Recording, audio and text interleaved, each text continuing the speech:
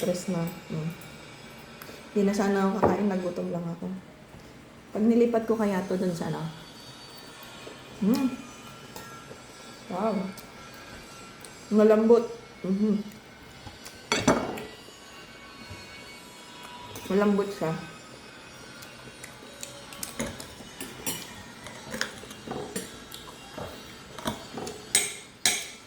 Ang technique pag nagluto ng pusit, huwag mong tagalan. Saute. Saute lang. Kasi pag tinagalan mo, magiging parang goma na siya. Tapos, para na siyang baka na kailangan mo nang iluto ng matagal. Pag ganon, nilit niyan pusit. Hindi ko na-achieve yung tinta niya kasi nanigas na.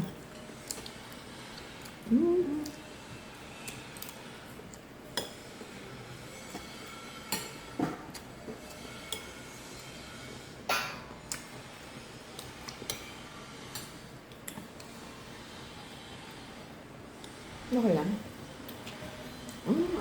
Patis. Nalasa na siya. Naglagay lang akong patis kalamansi. Marami pala akong kanin. Kala ko diet eh.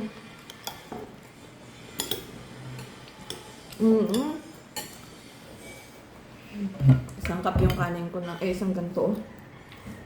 Mas malaki.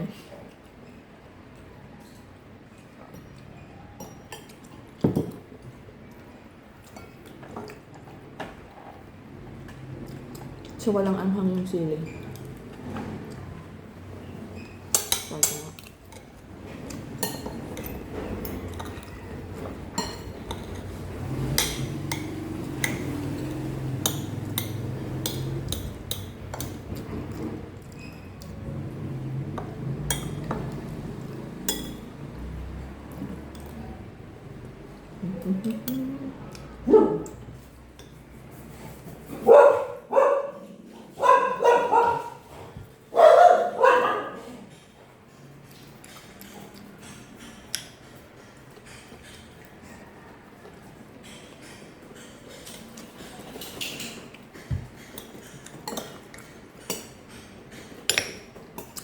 Nung nakaraan may nanghihingi dyan. Dalawang lalaki, malaking katawan. Ay, nagmamap ako, diba? Tapos, pagtingin ko doon, nandun na yung lalaki. Akala ko naman wala na dyan. Sabi ko, ang laki-laki ng katawan nitong mga to, hindi na lang magtrabaho. Bata pa. Tapos pagdungan ko, nandiyan pala sa pintuan.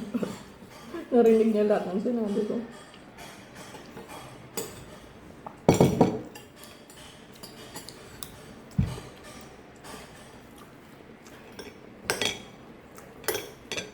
Madami akong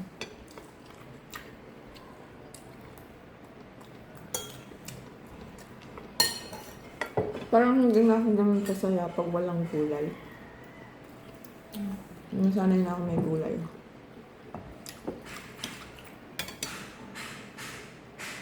Kaya mamaya, hilaw na gulay kakainin natin.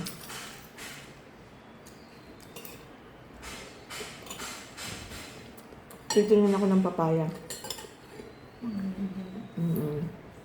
Tapos, sarap.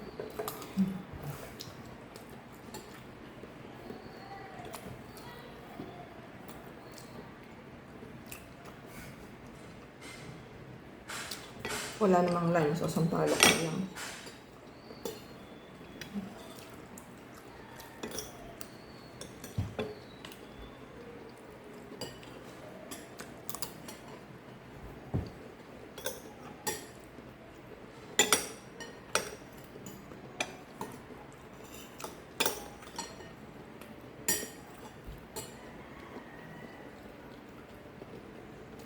Ang konti na kain, no?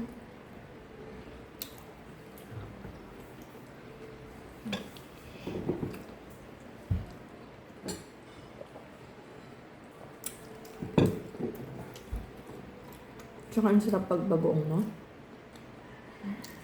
Hindi ka mahilig sa bagoong. Bagoong alamang.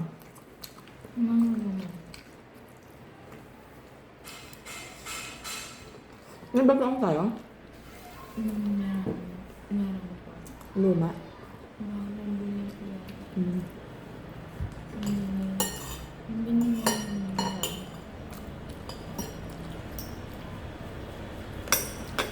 Kumakain pa lang ako ngayon, iniisip ko na yung susunod na kakainin ko.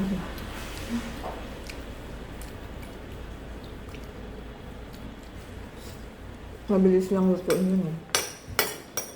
Kahit late na kami dumating.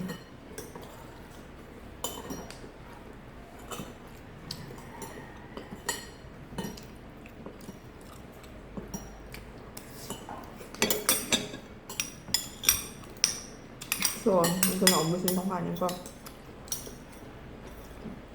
Kasi diet na talaga.